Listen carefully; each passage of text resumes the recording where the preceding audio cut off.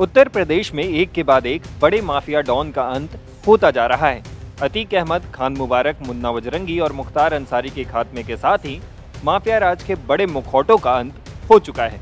लेकिन इन गैंगस्टरों के अंत के बाद भी उनकी पत्नियां पुलिस को चकमा देने में लगातार कामयाब हो रही हैं।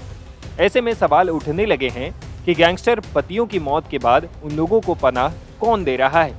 दरअसल इन माफियाओं के गुनाहों में उनके पत्नियों के संलिप्तता का आरोप लगता रहा है। इन लेडी डॉन पर हत्या की साजिश रचने, हत्यारों को पनाह देने और पैसों की उगाही तक के आरोप लगते रहे हैं।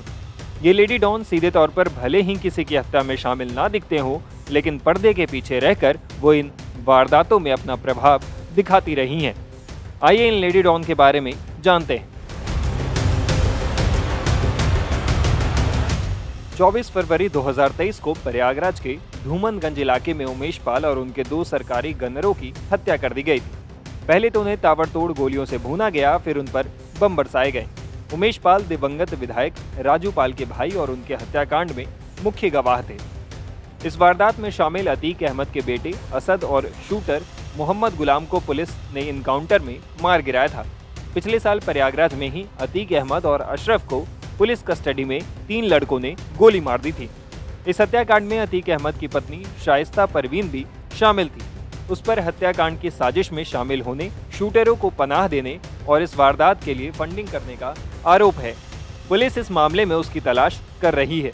उसके सिर पर 50,000 रुपए का इनाम घोषित कर रखा है, लेकिन वो और अतीक का सबसे खास शूटर गुड्डू बमबाज अब तक फरार है।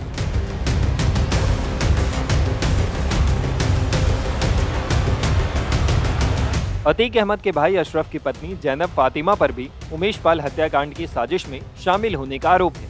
उसकी बहन आयशा नूरी ने इस वारदात के बाद मेरठ स्थित अपने घर पर असद और गुड्डू को पनाह दी थी।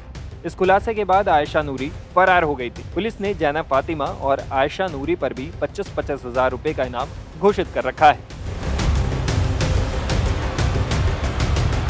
मुख्तार अंसारी की पत्नी अफशा अंसारी पर गाजीपुर पुलिस ने 75,000 का इनाम घोषित कर रखा है। उसकी तलाश में पुलिस गाजीपुर से लेकर लखनऊ तक छापेमारी कर रही है, लेकिन उसका कहीं पता नहीं चल पा रहा। पुलिस को लगा कि मुख्तार अंसारी की मौत के बाद अफशा पति का आखिरी बार चेहरा देखने जरूर आएगी, लेकिन वो नहीं पहुंची। साल 2005 में मुख्तार अंसारी के जेल जाने के बाद उसकी पत्नी अफशा अंसारी ने गैंग की कमान संभाली थी। उस पर शादी से पहले कोई केस दर्ज नहीं था, लेकिन बाद में कई संगीन जुर्म में उसे वांछित किया गया है, जिसमें गैंगस्टर एक्ट भी शामिल है।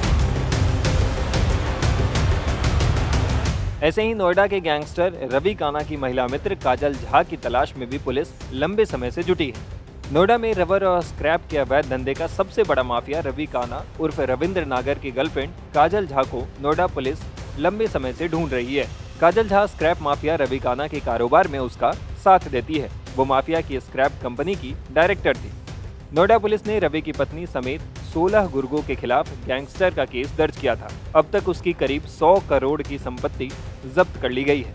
बताया जाता है कि काजल झा उसकी बेनामी संपत्तियों का हिसाब किताब रखती थी, उसके हर गुनाहों में शरीक थी। Times now of Bharat digital की रिपोर्ट।